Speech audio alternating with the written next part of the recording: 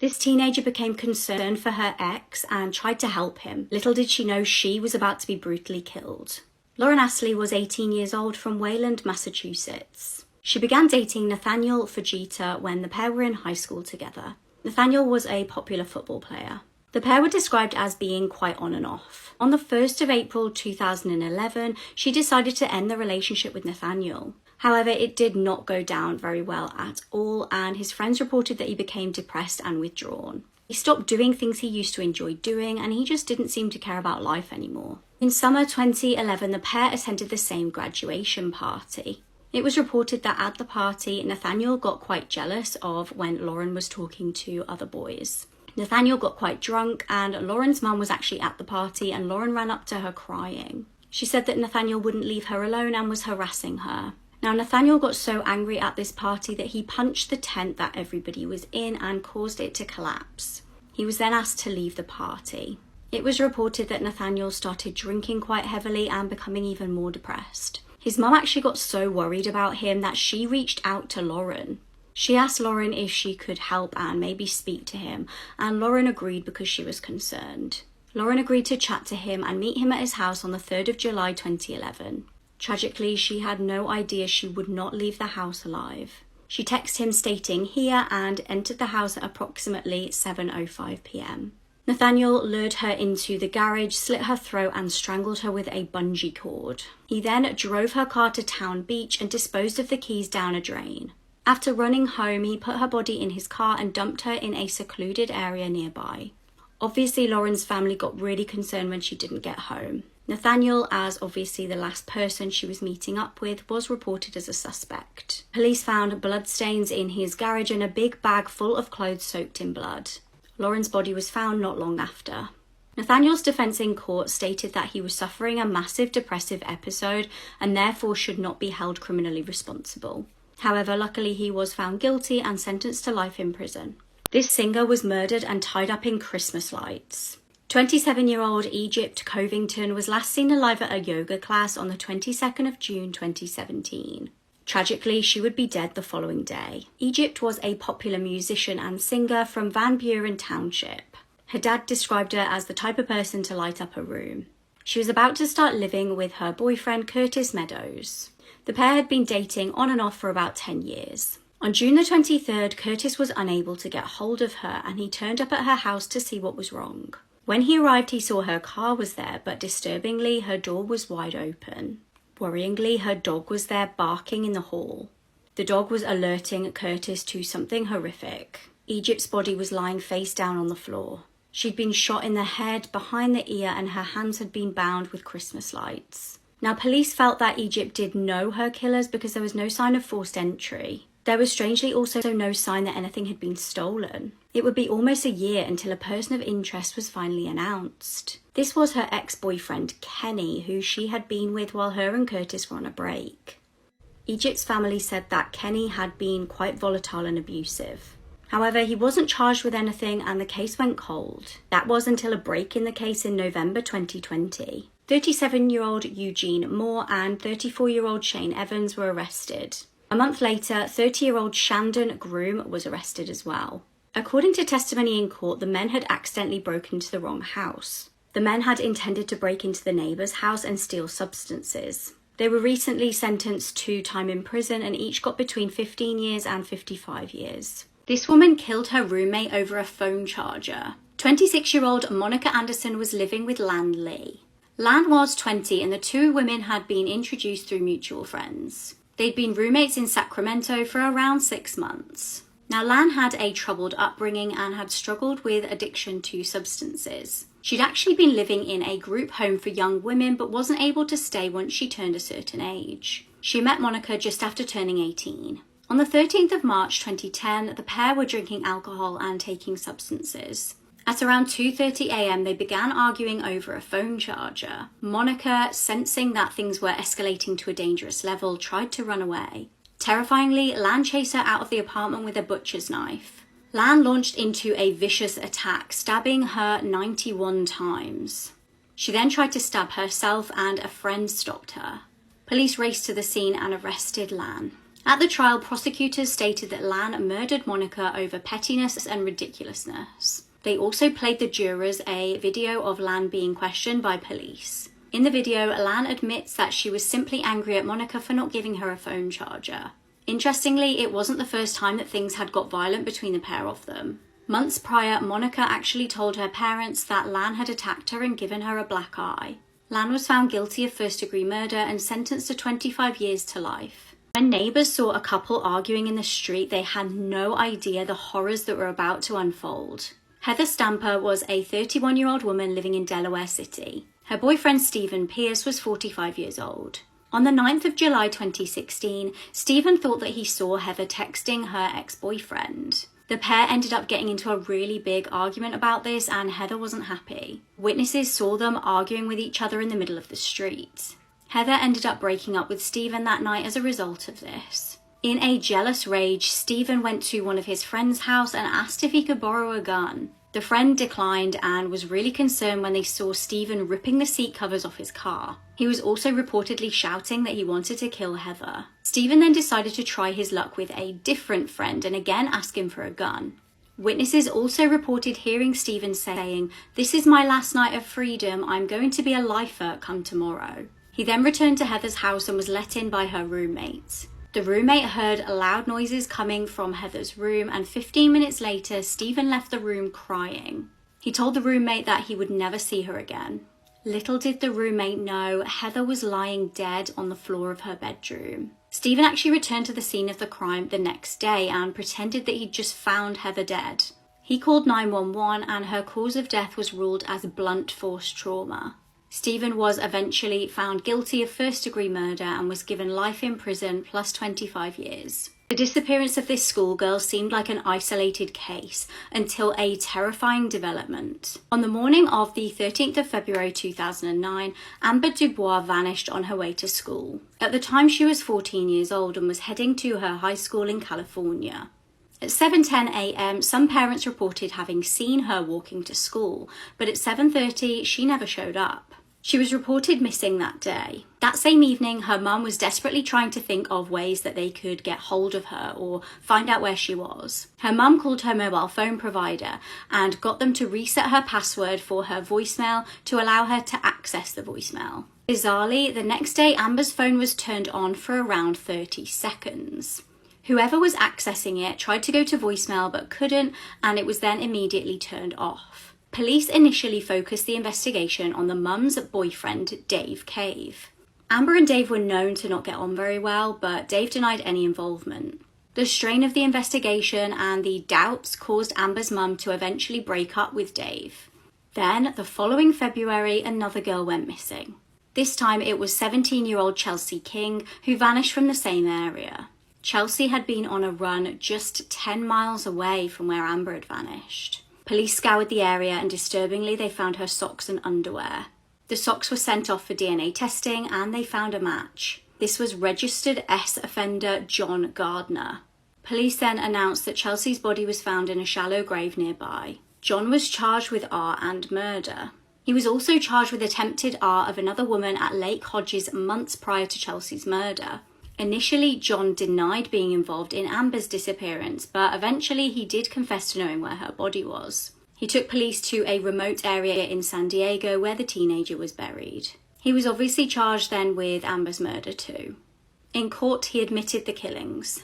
In relation to Amber's death, he said that he was upset about some personal things going on in his life and went out that morning hunting for a victim. He said that he pulled up beside the girl and threatened her with a knife to get her in the car. He was sentenced to life plus 25 years for the attempted R. This is the disturbing case of the alleged online dating cult. Shelia and Jeff founded the Twin Flames universe as an online community. It was supposedly set up to help people find love. They organised expensive Zoom sessions and exclusive online content purely for their followers who were desperately seeking companionship. They claimed they were chosen by God to influence others to change themselves, sometimes in dramatic ways. Over the years, the group began to grow, but behind the scenes, people were unsettled.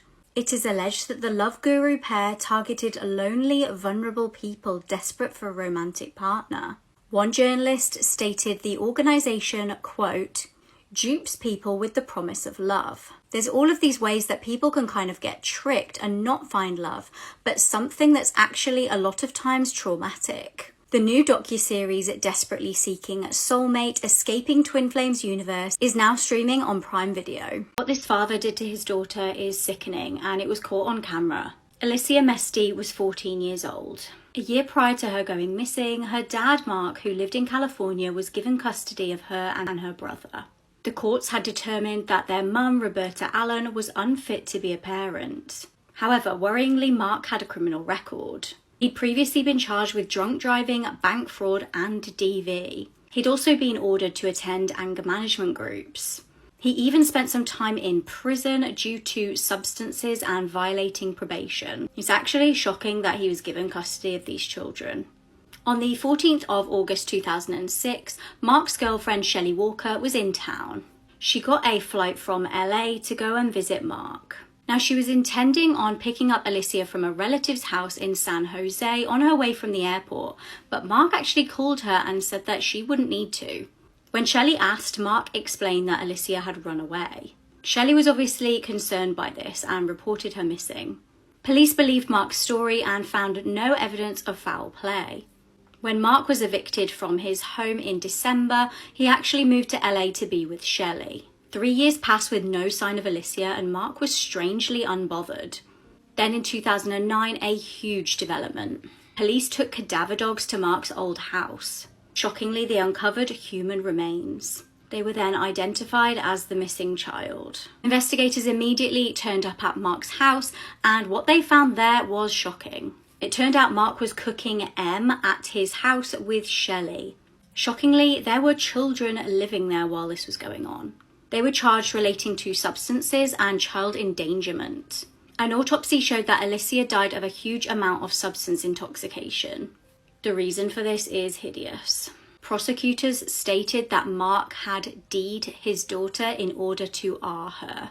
Disgustingly, there were over 1,000 CSA images on Mark's computer, and horrifically 54 including himself and Alicia while she was unconscious. Mark was also accused of SAing an 8-year-old girl who lived in his apartment and a teenager that he had groomed. The jury was shown a video of Mark sickeningly setting up a hidden camera in the 8-year-old victim's bedroom. He went on to plead guilty and was eventually sentenced to life in prison. Just a month after this photo was taken, this girl was murdered. Ashley Doolittle was born in Louisville, Colorado. She was only 18 when she was killed. Her mum described how she was always worried about her getting into a car accident or hurting herself while riding horses, but she would never have imagined the tragic fate that met her daughter. Ashley and Tanner Flores had been dating for around a year. Prior to her death, the pair had been arguing a lot more than usual, and Ashley knew that she needed to speak to him about their relationship. They ended up breaking up, but Tanner seemed unable to accept this. On June the 9th, 2016, the pair met at Lon Hagler Reservoir to chat. However, Ashley's mum started to get really worried when her daughter didn't get home that night. Ashley was due to be home at around 7:30, and when she didn't show up, her mum actually went and looked for her. Worryingly, she found Ashley's car but no sign of her daughter. She rang police straight away and reported her missing.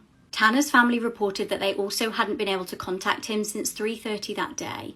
Terrifyingly, his dad reported that his gun was missing. Police obviously started a huge search, and a tip came in that led them to Tanner's deceased granddad's house. This was over 300 miles away. When they arrived, they made a grim discovery.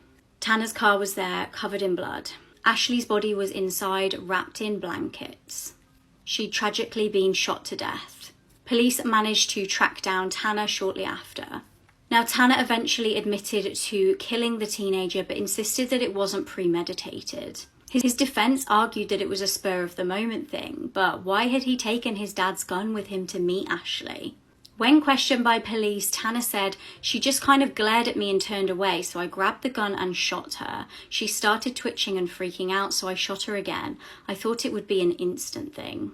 He was convicted of first-degree murder and kidnapping and sentenced to life in prison without the possibility of parole. This teenager was found guilty of murdering his family and then going to prom. However, some people believe that the real killer got away.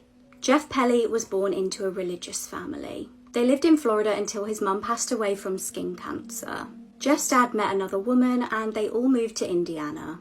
Now, Bob worked as a pastor at a local church. Tensions were high though between Jeff and his dad. It was reported that they didn't get on, and once Bob had even hit Jeff. In April 1989, Jeff was arrested for stealing CDs and money from a local house. His dad, Bob, grounded him. However, this was a big problem for Jeff, who was planning on attending the prom that weekend. It was a 2-day affair that students had waited all year for. When Bob didn't show up to Sunday service that weekend, locals were concerned. A friend called David Hathaway decided to go round to Bob's house and knock and see what was going on.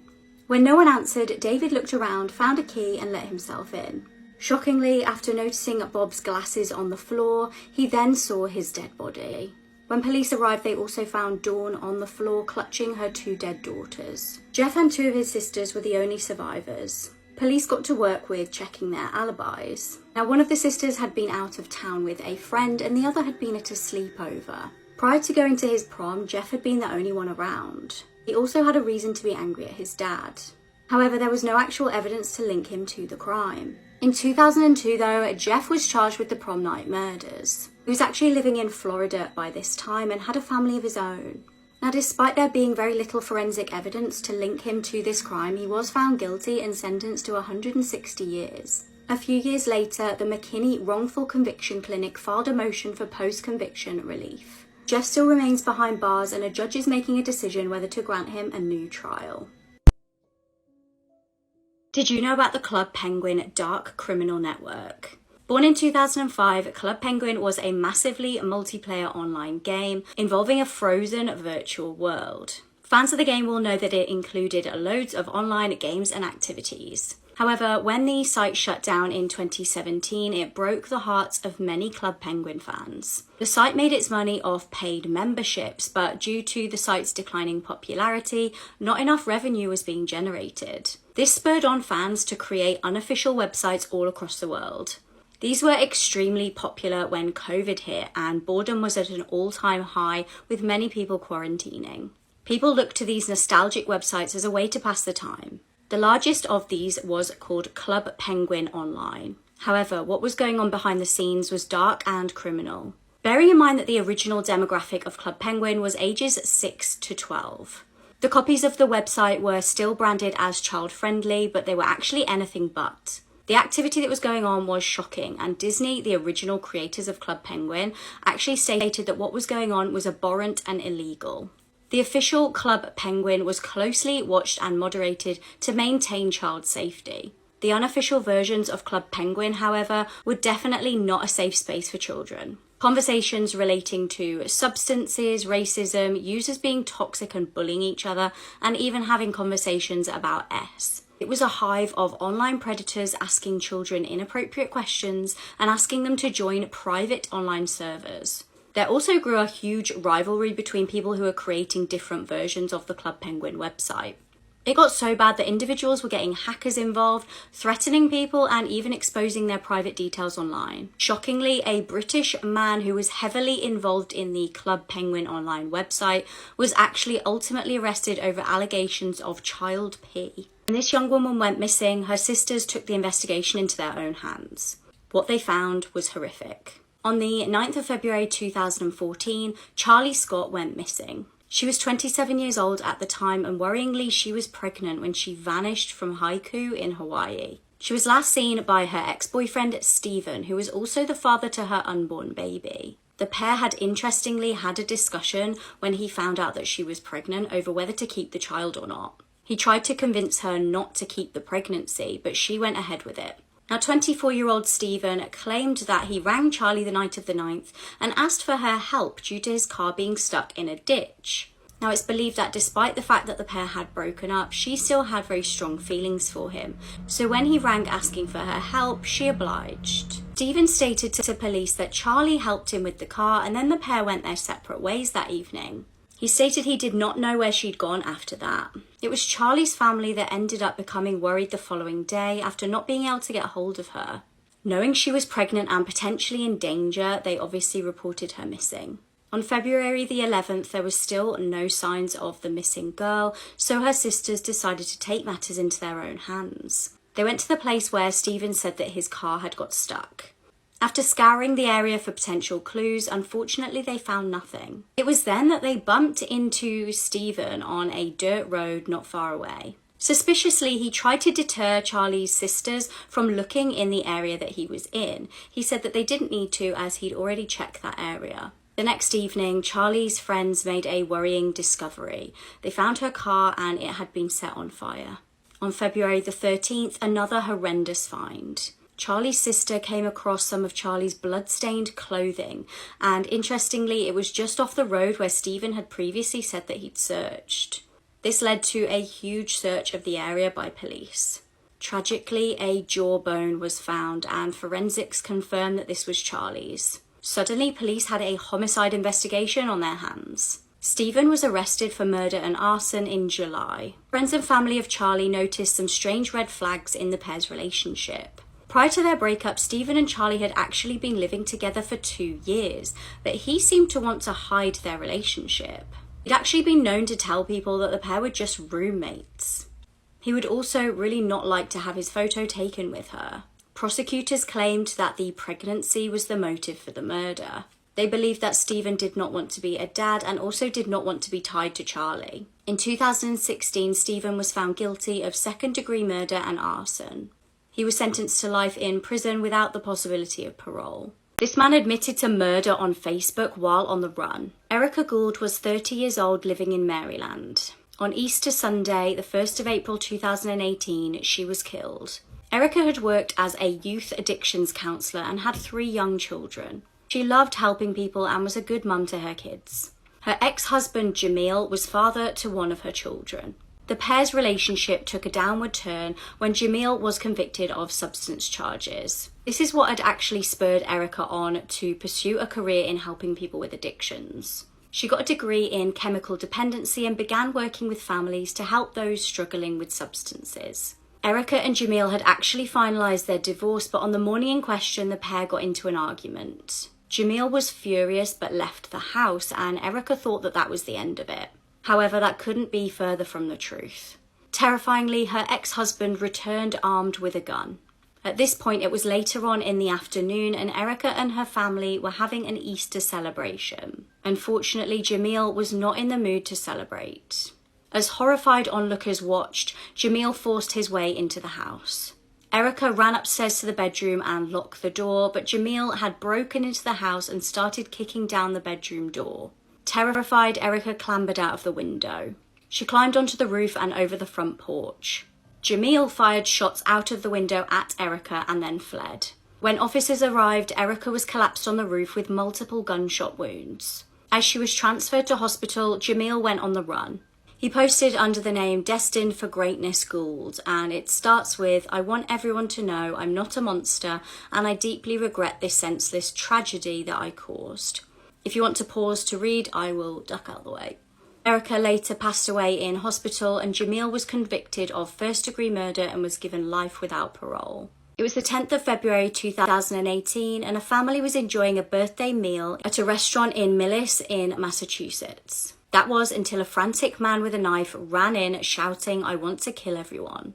Olivia Bergstrom was only 20 years old. She lived with her boyfriend, Benjamin Walsh, in Needham, Massachusetts. It was in the couple's apartment that they shared that he callously stabbed her to death on the day in question. After killing his girlfriend, he left her deceased in the apartment and headed to a restaurant. He knew his family were there enjoying a birthday meal. He had taken a knife with him and started shouting that he wanted to kill everyone as he ran in the restaurant. He launched at his mum with the knife and brutally attacked her. He also stabbed his dad as members of the public and the family tried to subdue him. Now, Jerry, the owner of the restaurant, was actually on his way home when all of this broke out.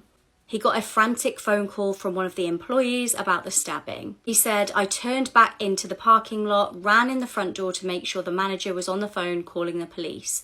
That's when I went into the room and saw the mum on the ground." Both he and his 2 parents were rushed to hospital. As you can see from the picture above, he sustained some injuries in the struggle. Luckily, his parents survived the brutal attack. After callously murdering his girlfriend and savagely attacking his parents in a restaurant full of horrified onlookers, Benjamin ultimately accepted a plea deal. He would plead guilty to second-degree murder and assault. He got life in prison, but as part of the plea deal, he can seek parole after 25 years. Although a motive for the murder has not been confirmed, family and friends disclosed that he'd been struggling with substance abuse. This is the unlikely reason that a trip to Taco Bell ended in murder. It was 2003 in Illinois. Sarah Kolb and Corey Gregory met after being enrolled in a GED program together. They quickly became inseparable as friends. However, Corey was known to have grown romantic feelings for Sarah, but unfortunately for Corey, Sarah was a lesbian and did not feel the same way about him. Sarah was known for being an alpha female in her friendship circle, and she started hanging out with a group called the Juggalos, who I found out are fans of the hip-hop group Insane Clown Posse. The group is stereotyped as being violent and crime-committing, and in 2011, the FBI would go on to officially label them as a gang. In November 2004, a girl called Adrienne Reynolds moved to East Moline to live with her dad. She was enrolled in the same program as Sarah and Corey and quickly caught Sarah's eye. It's reported that Sarah made her feelings known for Adrienne and the pair began flirting. This went on for a matter of weeks, with the pair writing romantic letters to each other when they eventually decided to meet out of school. The pair ended up going to a party together, and it's believed that Sarah had expectations of how the relationship was going to develop, but it actually all ended up going horribly wrong. She was blindsided when Adrienne left the party and returned a few hours later. Adrienne told Sarah that she had slept with 2 guys. At this point, Sarah decided to cut things off with Adrienne, but Adrienne wanted the relationship to continue. She wasn't ready to go down without a fight. Over a period of 2 months, Adrienne relentlessly pursued Sarah for another chance. Sarah actually even ended up making threats to Adrienne if she didn't leave her alone. Now, Adrienne at this point decided to develop a relationship with Corey, and she started writing letters to him. Ultimately, Sarah ended up finding out about these letters to Corey, and she was enraged. On the 21st of January 2005, Sarah invited Adrienne for lunch. Adrienne was pleased, under the impression that they could all maybe finally get along. Unfortunately, she couldn't have been more wrong. After meeting up at Taco Bell, Sarah confronted Adrienne about writing the letters to Corey. A huge fight broke out in the car park of the restaurant. Corey ended up intervening, and he actually held Adrienne down while Sarah strangled her to death. The pair then took Adrienne's body to Sarah's grandparents' farm, where they tried to burn her with petrol. When that failed, they called a friend of theirs, 16-year-old Nathan, to come and help them. He used his granddad's handsaw to dismember her body and put her body parts in a bin bag. The trio then disposed of her remains at Black Hawk Historical Site in Rock Island. Adrienne's parents started to get really worried when she didn't turn up for work, and they reported her missing. Her remains were discovered by police on the 26th of January. Sarah and Corey were charged as adults with 2 counts of first-degree murder and concealment of homicide. Nathan was also charged with concealment of a homicide. Sarah was found guilty and was sentenced to 53 years in prison. Corey was sentenced to 45 years in prison after pleading guilty. Nathan was given a juvenile sentence of 5 years, and he actually died a few years after his release in a car accident.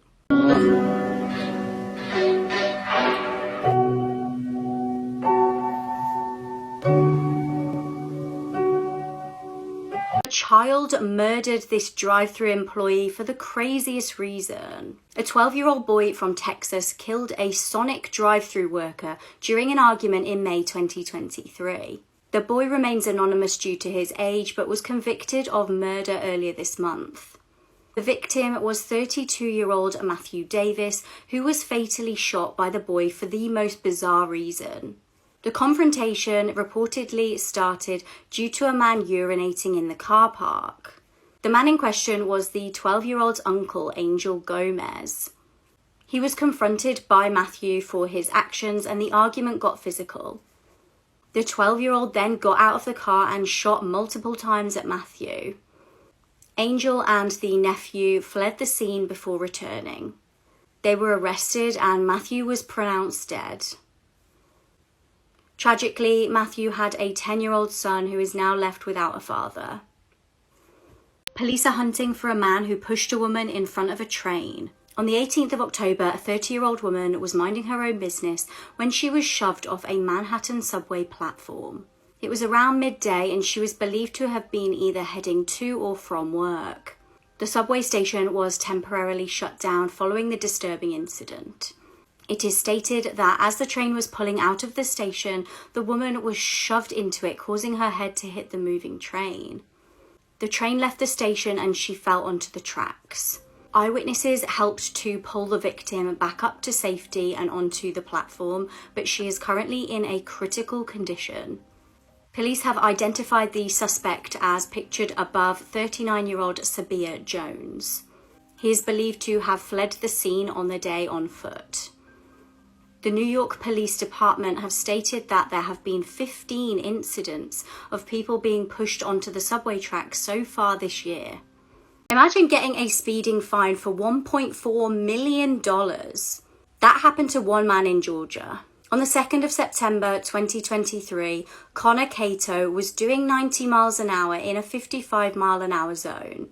He was pulled over by police and was absolutely stunned by the speeding fine that he received. Now, they issued him the speeding fine via e-ticket, and when he got home and accessed the ticket, he saw that it stated $1.4 million. He incorrectly assumed that it was a typo and rang them up. On the phone, the member of staff told him that it was actually correct and he was to either pay the amount or show up in court. Now, it transpires that the city of Savannah does this intentionally to get people to attend court. They stated the balance reflected is a placeholder, not a fine. The fine for a super speeder ticket can only be set by a judge. Since super speeders are required to go to court, the software automatically puts in a base amount plus state mandated costs. Even the criminal defense attorney stated that he had never seen something like that before in his life. Nearly 200 decaying bodies have been found at a Colorado funeral home. Police in Colorado made a very grim discovery earlier this month. The remains of at least 189 people were found at a funeral home in Pensaw. It's reported that this came after it was reported there was an abhorrent smell coming from inside of the building. Police showed up on the 4th of October and were stunned by what they found. It's believed that the number of bodies is expected to increase pending further investigation. Families of the deceased found at the Return to Nature funeral home are devastated by the discovery. There's now the huge job underway of identifying all of the deceased people. This will include using dental records and DNA testing. The owner of the funeral home admitted that there has been a problem there. A potential criminal investigation is underway. This is how an affair actually helped to solve a murder case. Teresa Scalf was 29 years old and working as a nurse when she was brutally killed. It was 1986 and she was living in Lakeland in Florida. Her mum Betty had begun to get really concerned when her daughter hadn't turned up for work. She ended up going round to her daughter's house and finding an absolutely disgusting scene. Teresa had been brutally killed and had her throat cut. Tragically, the nurse also had an 8-year-old son who was left without a mother. Luckily, he hadn't been at home at the time of the killing. Teresa's murder actually went unsolved for decades, almost 37 years. Now, the killing was believed to have been motivated, and although they had no concrete suspects, family said that she had actually mentioned having a stalkerish neighbour. The neighbour was Donald Douglas, and he was actually questioned by police, but frustratingly they couldn't find any concrete evidence to suggest he was involved. However, due to an illicit affair, he has now been identified as her killer. Police were able to identify him as the murderer through DNA of a child from an affair within the family. Using blood samples that they had from the scene, they were able to match DNA to that of Donald's son. Now, although it's not exactly clear who had the affair with who, WFLA reports that it was an affair involving Donald's third cousin who had a child. Frustratingly, Donald is actually now deceased, having passed away in 2008. His son is apparently in shock at having a murderer for a dad. This man killed a woman and her young daughters by pouring petrol through their letterbox. Fatimata Haidara was 28 years old. She was living in Nottingham with her 2 daughters aged 18 months and 3 years old. They were actually just about to move to the US to be with Fatimata's husband. Unfortunately for the innocent woman and her young children, they had not yet moved. They also unfortunately lived next door to 33-year-old Jamie Barrow. He reportedly found setting fires cathartic. On the 22nd of November 2022, he drank at least 8 cans of beer. He then decided to pour petrol through his neighbour's door. He then set a fire and calmly watched it start burning, then casually walked off to take his dog for a walk. 3 victims were carried by firefighters out of the flat. All 3 of them had died from smoke inhalation. The girl's mother was described as a caring daughter, wife, sister, mother and friend. The family said that the 2 little girls were angels.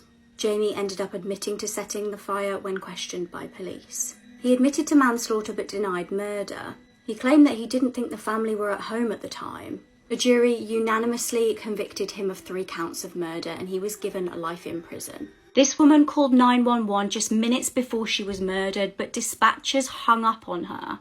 Brittany Zimmerman was 21 years old, living in Wisconsin in 2008. She was a student at the University of Wisconsin-Madison and lived with her fiancé nearby. She actually lived very close to the police station. On April the 2nd, Brittany would place a call to 911. However, dispatchers stated that they didn't hear any sounds of a struggle on the line and hung up. This would prove to be a fatal error. When her fiancé came home later that day, he would tragically find her brutally stabbed and strangled to death on the floor. Her fiancé was ruled out as a suspect and police were left clueless. They had absolutely no leads as to the killer's real identity. Years later, in 2016, there was a breakthrough. Police found DNA evidence belonging to David Carl. This was a man who was now already in prison for DWI charges. When police questioned him, he stated he had seen her the day of the murder, but hadn't killed her. Then there was another development. A man called Andrew Scholes, who had previously been in prison with David, told police that David had actually confessed to the killing to him. It looked like Brittany's family may finally have closure. Then another tragedy. Andrew Scholes was killed in a motorbike accident. Any potential information that he may have had about this was now gone forever. Finally, in March 2022, David was eventually arrested and charged with the murder. He pleaded guilty and he said that he was under the influences of substances when he forced his way into Brittany's home. He will likely spend the rest of his life in prison.